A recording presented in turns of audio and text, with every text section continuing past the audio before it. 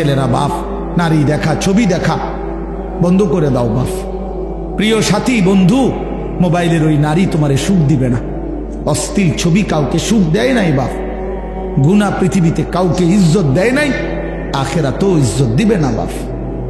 গুনাহ প্রত্যেককেই লজ্জিত করে, গুনাহ প্রত্যেককেই অসম্মানিত করে, মানুষকে ঘৃণার পাত্র বানায়। নেকি মানুষকে দামি করে। রাতের অন্ধকারের কারোর গুনাহ আল্লাহ তাআলা দিনের আলোতে চেহারায় ভাসিয়ে দেয়। মানুষ দেখলেই বোঝে। মানুষ কোনো সিরা খায় না বাপ। মানুষ ফুট্টাখোররে দেখলে, গাঁজাখোররে দেখলে, নেশাখোরকে দেখলে মানুষ ঠিকই বোঝে। চেহারা দেখলেই বোঝা যায় বাটপারের মতো, ফুট্টাখোর, বাবাখোরের মতো। হ্যাঁ, ছেলেটা তো চরিত্রহীন। তুমি সারা রাত উলঙ্গ ছবি দেখবা, নাচ গান দেখবা, নর্তকীর ছবি দেখবা, আর লোকে তোমারে দিনের আলোতে দেখলে বলবে মাশাআল্লাহ, জুনায়েদ বাগদাদি নাও, আল্লাহু আকবার। এটা দেখতে দিয়া ভাইজি দুস্তামি স্বাস্থ্য পাই না। হ্যাঁ, মানুষে তো বেউকুব, মানুষে চিড়া খায় আর আমনে ভাত খান বইয়া বইয়া। মানুষে বুঝে না, সিটারে মানুষ সিটার চিনে না। কথা বলেন না কেন? হ্যাঁ, দুশ্চরিত্রকে মানুষ আলোকে আলোই বলে, অন্ধকারকে অন্ধকারই বলে। নাকি আলোকে আলোকে অন্ধকার বলে? না, লোকে চিনতে ভুল করে না, লোকে চিনতে ভুল করে না বাপ। মানুষ ঠিকই চিনে। আমরা আরবিতে পড়ছি ওয়াফিকা উয়ুবুন, আরবি প্রবাদ খুব সুন্দর এটা। ওয়াফিকা উয়ুবুন ওয়ালিন্নাসি আয়ুন, তোমারও দোষ আছে, মানুষেরও চোখ আছে। তোমারও কি আছে? দোষ আছে। মানুষেরও কি আছে? চোখ আছে। মানুষ চিনতে ভুল করে না। এজন্য দয়া করে নাফরমান হিসাবে পরিচিত সুদখোর, ঘুষখোর, হারামখোর, জেনাকারী, বেবিচারী, বেপর্দা, অসভ্য, এই নামেই পরিচিত হওয়া, এটার চাইতে ঘৃণা, লজ্জা আর কি হতে পারে বাপ? এই জন্য আমি অনুরোধ করি, এবারের রমজানকে টার্গেট করে আমরা গুনাহ ছেড়ে দেই। বলেন ইনশাআল্লাহ বরকত হবে। একটাবার হিম্মত করিলে, সাহস করিলে ইনশাআল্লাহ। মোমেন হারে না, মোমেন হারে না। কোন সময় পৃথিবীতে ইমানদার হারে না, এটা জানেন? এই 1450 বছরের ভিতরে ইমানদার কখনোই হারে নাই। পৃথিবীর কোন যুদ্ধে, পৃথিবীর কোন কাফের দুশ্মনের মোকাবেলায় ইমানদার কখনোই হারে নাই। কি হইছে? যতবারই রক্ত ঝরছে, যতবারই শহীদ হইছে, যতবারই মোমেনের খুন ঝরছে, সময়ের ব্যবধানে সেখানেই কালেমার পতাকা উঠছে। নিজের ভালো, নিজের কল্যাণ, নিজের দুনিয়া আখিরাতের সমৃদ্ধি, এটা বোঝা উচিত। দুনিয়া আমরা ছেড়ে দিতে বলি না, কিন্তু আখিরাতও বাদ দেওয়ার সুযোগ নেই। দুনিয়া যেই মালিকের, আখিরাত সেই মালিকের। দুনিয়া যিনি নিয়ন্ত্রণ করছেন, আখিরাতের কথা তিনিই বলেছেন। অতএব বাদ দিবার, ভুলে যাওয়ার কোনো সুযোগ নেই। ভুলে গেলে, অবহেলা করলে মৃত্যু থামবে না। কেউ যদি বেখেয়ালও থাকে তারপরও মরে যাবে। কেউ ঘুমে থাকলেও মরে যাবে, কেউ অবুঝ থাকলেও মরে যাবে। তাহলে আমি বুঝলেও মরে যাব, না বুঝলেও মরে যাব। খেয়াল করলেও মরে যাব, খেয়াল না করলেও মরে যাব। হাসলেও মরে যাবেন, কাঁদলেও মরে যাবেন। রাজপ্রাসাদ আর অট্টালিকাতে থাকলেও মরে যাবেন, জীর্ণ কুঠির কুড়ে ঘরে থাকলেও মরে যাবেন। মৃত্যু এক অনিবার্য বাস্তবতা, এক চিরন্তন সত্য। এই যে বাচ্চারা এখন দেখাইল, জানাজা দেখাইল, এ ছোটখাটো বিষয় না। ওই বাচ্চা বলছে জানাজা পড়াবার আগে, আল্লাহ নবী সাল্লাল্লাহু আলাইহি ওয়াসাল্লাম বলছেন, আকসিরু যিকরা হাদিমিল লাযযাতিল মাউত। ছেলেটা এখন জানাজা পড়াইবার আগে এটা বলছে। আল্লাহ নবী সাল্লাল্লাহু আলাইহি সাল্লাম বলছেন, উম্মত, সব কিছুর স্বাদ, সব আনন্দ, সব হাসি, সব স্বাদ, সব মজা এক মুহূর্তেই স্তব্ধ করে দিবে, শেষ করে দিবে যেই জিনিস, সেই মৃত্যুকে বারবার বেশি বেশি স্মরণ করো। মৃত্যু আসবে তো এক মুহূর্তেই তোমার জীবনের সব স্পন্দন থামায় দিবে। আর হাত নড়বে না, আর পাও নড়বে না, আর চোখ মিলবে না, আর কান শুনবে না, আর জবান উচ্চারণ করবে না, আর কোনোদিন হাজার আইটেম তরকারির, মাছের গোশতের স্বাদ এই জিহ্বাতে আর অনুভূত হবে না। এই পৃথিবীর সব আলো বাতাস থাকবে, রোদ উঠবে, বৃষ্টি আসবে, আলো হবে, অন্ধকার হবে, রাত হবে, দিন হবে, তুমি আর থাকবে না। না তখন আলো দেখবা আর কোনোদিন না অন্ধকার। এই জন্য এটা নবী সাল্লাল্লাহু আলাইহি সাল্লাম বলছে, আকসিরু, তোমরা মৃত্যুকে বেশি বেশি স্মরণ করো। হাদিসের মধ্যে আছে আল্লাহ নবী সাল্লাল্লাহু আলাইহি ওয়াসাল্লামকে সাহাবী জিজ্ঞেস করছে, মান আকিয়াসুন নাস ওয়া আহজামুন নাস, ইয়া রাসূলুল্লাহ, সবচেয়ে বুদ্ধিমান বিচক্ষণ ব্যক্তি কে? সবচেয়ে বিচক্ষণ ব্যক্তি কে? তো নবী সাল্লাল্লাহু আলাইহি ওয়াসাল্লাম বলছেন, আকসারুহুম যিকরান লিল মাউত, যে বেশি বেশি মৃত্যুকে স্মরণ করে, ওয়া আকসারুহুম ইস্তিআদাদান লিল মাউত, এবং যে বেশি বেশি মৃত্যুর জন্য প্রস্তুতি গ্রহণ করে, সে সবচেয়ে বুদ্ধিমান, সবচেয়ে বিচক্ষণ। ফাওয়াল্লাহি লা আন ইয়াহদিয়াল্লাহু বিকা রাজুলান ওয়াহিদান খায়রুল লাকা মিন হুমুরিন নাআম। আল্লাহর নবী সাল্লাল্লাহু আলাইহি সাল্লাম বলেন, আল্লাহর কসম, তোমার দ্বারা একজন ব্যক্তি আল্লাহর রাস্তা পাওয়া, হেদায়েত পাওয়া, গোটা আরবের সবগুলো দামি উট তোমাকে হাদিয়া দেওয়ার চাইতে কোটি গুণে বেশি উত্তম। কয়জন লোক? একজন, সির্ফ একজন। আমার 30 বছর বলার দ্বারা যদি একজন মানুষ আল্লাহকে পায়, এই 30 বছরের বিনিময়ে হতে পারে আমার নাজাতের জন্য ওই একজনই যথেষ্ট। কোরআন শরীফে আছে, মিয়া সাহেব, কোরআনুল কারীমের মধ্যে আছে, আপনারা হুজুরদেরকে জিজ্ঞাসা করেন। আমনগইমাম সূরা ইয়াসিনের মধ্যে একটা ঘটনা আছে, 3 জন নবী, 3 জন রাসূল একটি এলাকার মানুষকে, ওনারা আল্লাহর রাসূল, 3 জন রাসূল লাগাতার দিবানিশি মানুষকে আল্লাহর দিকে ডাকছেন। 3 জনের সম্মিলিত প্রচেষ্টায় কালেমা পড়ছে সির্ফ একজন। কয়জন? একজন। যা আমিন আকসাল মদিনাতি রাজুলুন, রাজুলুন কয়জন? একজন। অথচ রাসূল 3 জন। ফাআজ্জাজনা বিসালিসিন, এই যে ফাকালু ইন্না ইলাইকুম মুরসালুন, আল্লাহ বলেন প্রথম দিছিলাম 2 জন, পরে আরো একজন দিয়া মোট 3 জন পুরাইলাম। 3 জনে মিলে বলছে, হে আমাদের জাতি, আমরা 3 জন তোমাদের নিকট আল্লাহর রাসূল। 3 জনের দিবানিশি মেহনতে ইমানদার হয়েছে শুধু একজন। ওয়াজা মিন আকসাল মদিনাতি রাজুলুন, এই একজনে, ওই একজন লোক যেদিন নিজের কালেমা প্রকাশ করছে, পুরা জাতি ওনারে ধইরা মারতে মারতে ওইখানেই শহীদ করে ফেলছে, মেরেই ফেলছে, মেরেই ফেলছে। ঠিক যখন ওনার জান কবজ হয়, তাফসীরের মধ্যে আছে আল্লাহর ফেরেশতারা জান্নাতের ঘর ওনার চোখের সামনে তুলে ধরছে। আর ফেরেশতারা বলছেন, কিলা দুখুলিল জান্নাহ, হে আল্লাহর বান্দা, এই মুহূর্তেই জান্নাতে ঢোকো। ও দুখুল, ও দুখুল, কিলা দুখুলিল জান্নাহ, এখনই জান্নাতে ঢোকো।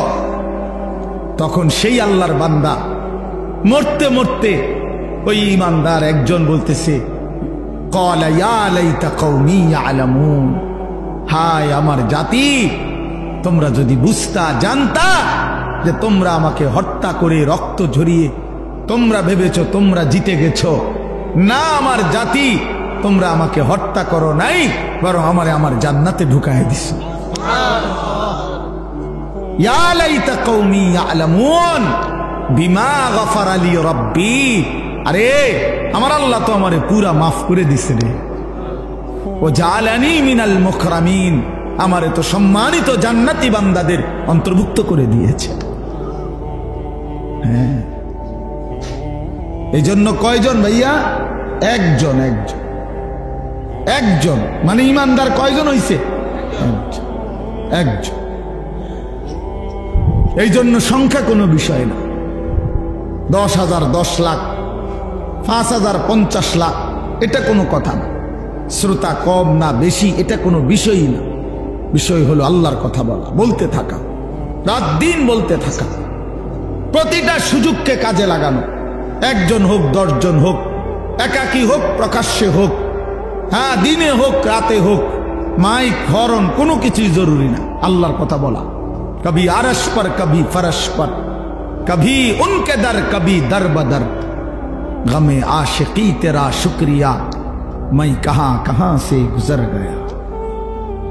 हकीमुल उम्मत मुजद्दिदुल मिल्लत हजरत मौलाना शाह अशरफ अली थानवी रहमतुल्लाह अजल्ले বড় উঁচা একজন খলিফা ছিলেন হাফিজি হুজুর রহমতুল্লাহ আলাইহি।